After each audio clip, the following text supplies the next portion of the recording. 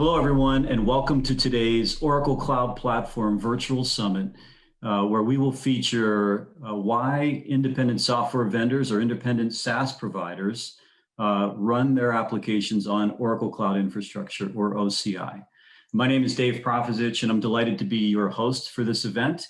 My role at Oracle is to lead our go-to-market strategy to embrace SaaS providers, to embrace ISVs, both to recruit ISVs to Oracle's cloud and to build go-to-market strategically with those SaaS providers who embrace our cloud. Today, we have more than 200 SaaS partners who are operating on OCI. We're very grateful for your support.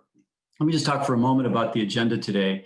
I'm going to kick us off with a brief keynote where I'm going to discuss Oracle Cloud Infrastructure, really why SaaS partners have selected OCI. I'll talk about some of the technical differentiation that OCI provides. I'll also talk about our go-to-market model and how we embrace SaaS partners in the market together.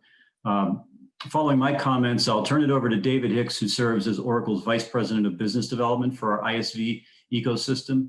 David is going to host three of our most strategic SaaS partners, Altair, Kerber, and Workforce, all of whom have bet their business on Oracle Cloud, and in each case who share a go-to-market partnership with Oracle.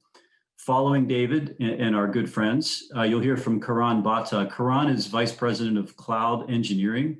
What Karan is going to do is talk about the unique needs of the SaaS partner ecosystem and how OCI is set up to enable your business. Karan will also talk about how our public cloud platform differentiates from others. Very important, I think, for us to share with you what's unique, what is the special sauce, if you will, around OCI. And following Karan, I'll be back to wrap things up, and I'm going to point you to some Oracle programs and resources and provide some ideas around actions forward. Really looking forward to this program.